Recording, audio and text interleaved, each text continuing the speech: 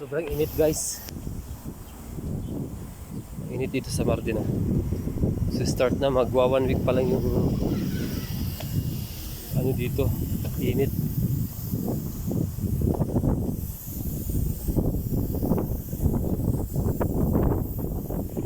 Ito yung park nila, bagong park dito sa Mardina.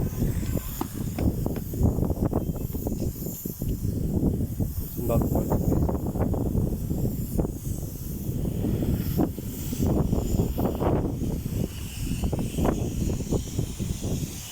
Pala ako ng trabaho. Hindi ko na nailabas yung mga aso kasi walang time, nag-deposit kasi ako ng pera sa ATM. So yun, maga tayong pumasok, 11 o'clock pa lang. Dapat napasok mga 2 PM or 2:30. So start na ng summer. So June, ang tapos yung mga August, kasi September medyo malamig na dito eh. June, July, August, mga 3 months lang yung 3 months lang yung summer dito. Dati ang summer dito 6 months, ngayon 3 months na lang. So yun guys, lakad lang ako, hindi na ako magbabas, malapit na naman dito sa shop namin.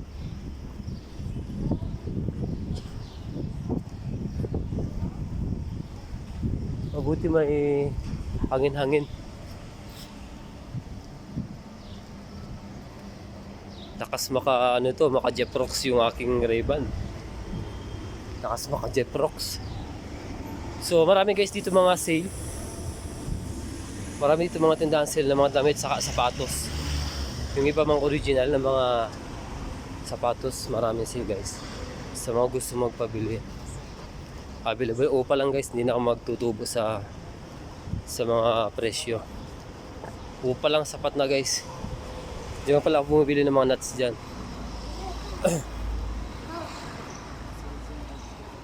So mabuti may hangin-hangin.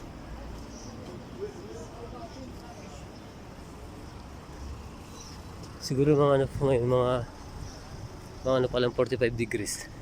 Pero may hangin siya. Dito na ako bumibili guys ng biskwit. Soriano biskwit.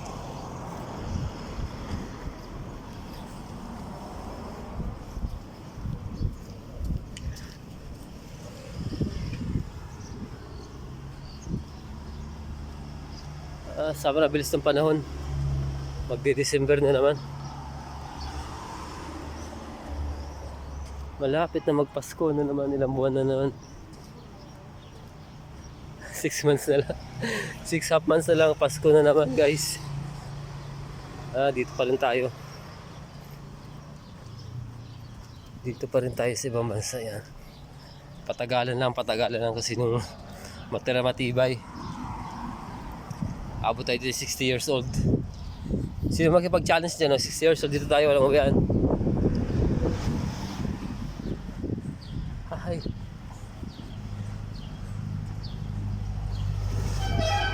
Pero nasanay na rin ako sa kultura dito guys, sa mga pagkain, kultura nila.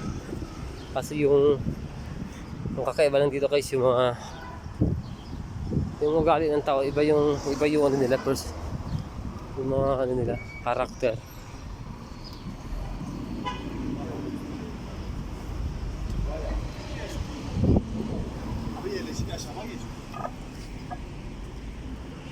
Yan, ito si Erdogan yan, AK Party. Picture ni Press. Picture ni Press.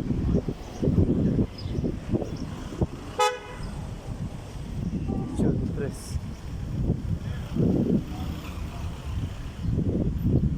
Yes, Erdogan.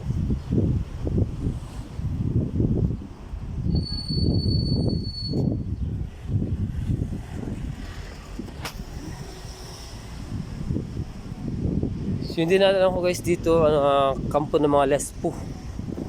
Marami dito yung Lespo.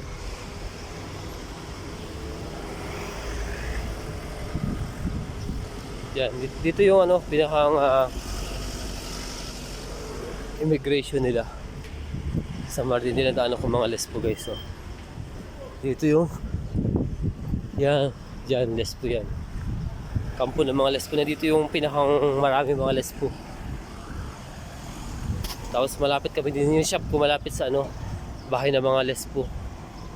Malapit din kami sa ano, sa mga military base. 3 military base. So sobrang laki guys dito sa Mardin ng military base. Kasi nandito kami sa, malapit kami sa border. So nandito lahat yung malalaking military base. Kaya dito kung may gagawa ng kalokohan, madali nila mahuli. Hindi ka dito makakawala kapag gumawa ka ng kalokohan dito, kasi kada sulok dito meron mga camera. Madaling mahuli kahit kasulok-sulukan.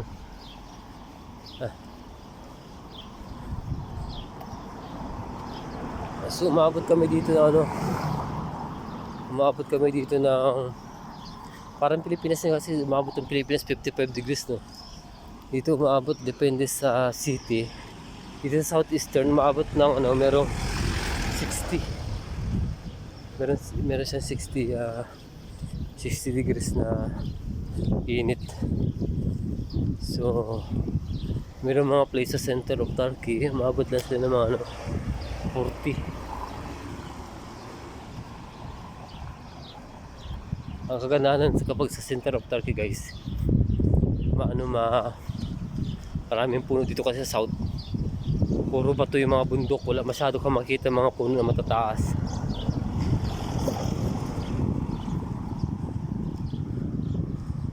May hangin.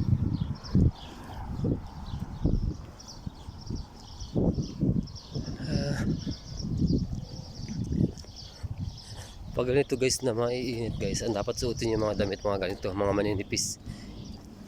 Para siyang lampin lang. So sa ngayon, nasa 45 degrees siya, mainit siya, pero ang pakiramdam ko malamig lang. Hindi walang iritasyon, kasi ano siya, parang lampin lang, manipis lang. Hindi ka magpapawis masyado. Ganito yung damit at pag summer.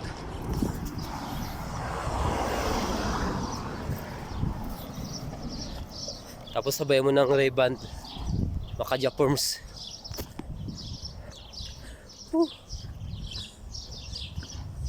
Ang hassle lang dito guys, yung marami mga sakyan kasi dito na ano, yung mausok.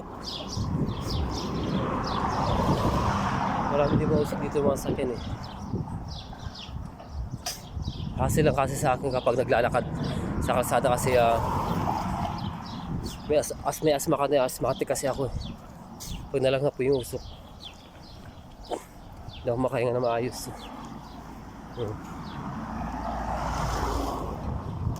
Malapit na ako sa shop ko. Ang init. Grabing init guys.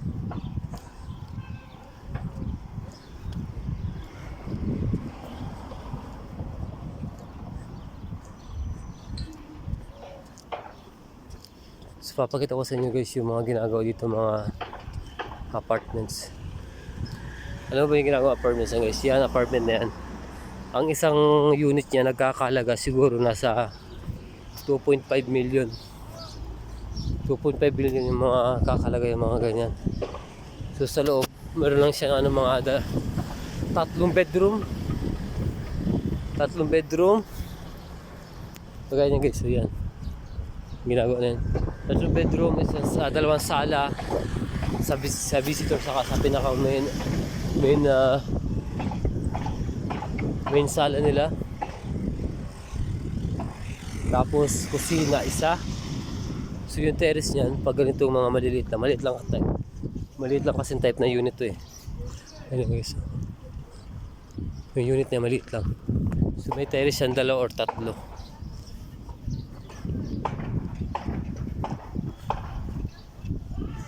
Tayo sa kabila.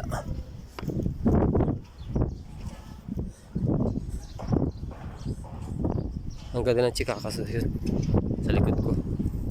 Ang ganda ng mga babae dito guys, mga sobrang ganda, para mga manika, para mga Korean style, kasi iba yung pagka-style nila. Kasi yung mga babae dito guys, mga sexy, matatangkad, kasi mga sila, yung mga mix sila ng Turkish saka dito sa southern Turkey, yung mga Arabic saka Kurdish.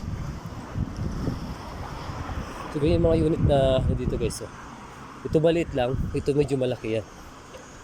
Ito mas mahal to siguro. Yung terrace niya maganda. Yan. Yung mga unit yan guys.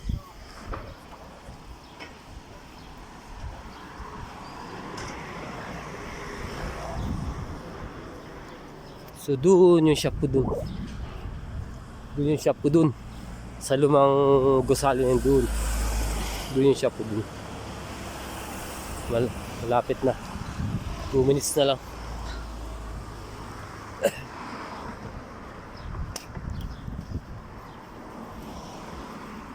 Marami din dito mga schools na ano yung pang ano lang, pang lalaki lang, mga pambabae lang, para mga exclusive school din siya, para din siyang Pilipinas style.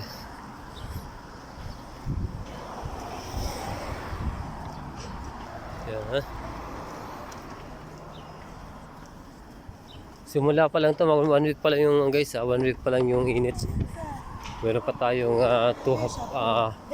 mahigit tatlong buwan. So ito na yung, dito sa place ko, ito yung pinakamahal na ano dito. Pakita ko sa inyo guys, ha. Ito yung pinakamahal na mga apartments dyan. Yan.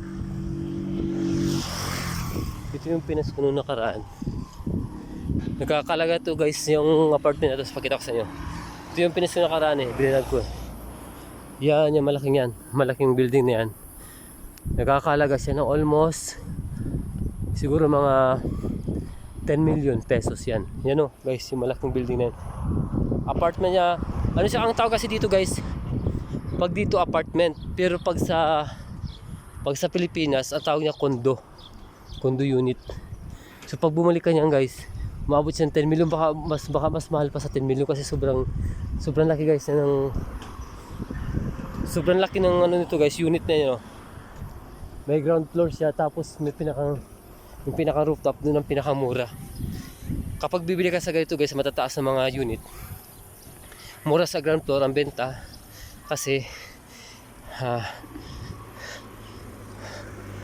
anong sabi nga nila, pag nasa ground floor kapag tag-init okay siya, pag hindi tag-init para maligtad data. Kapag ito pala, ano ba yung tawag dun? Kapag tag-init, yung nasa taas sobrang init, kaya mura dun. Kapag sa baba naman, kapag taglamig, sobrang lamig naman.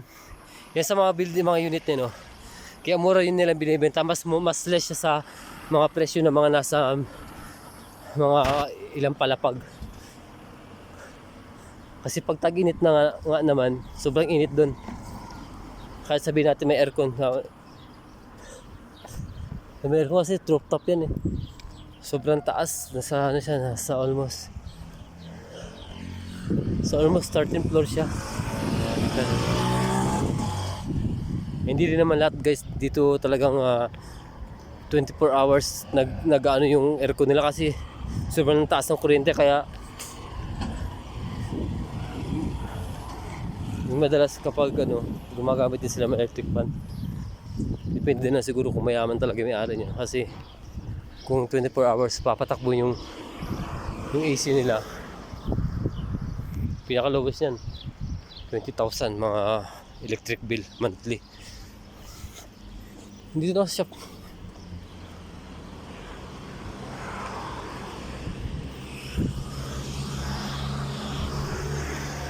Dito na ako sa shop namin, oh. Dito na ako. Ito yung shop ko guys. Dito na ako. Wala guys. Choksuk siya. Dito na ako guys. Yo, para yatırdım ya. Sana dedim ya. Ay, para bugün göndermek lazım. Tamam yatırdım. Yatırdım. Sen eve git, ben burada çalışacağım. So yun guys, start na tayo ng work. Bye-bye na.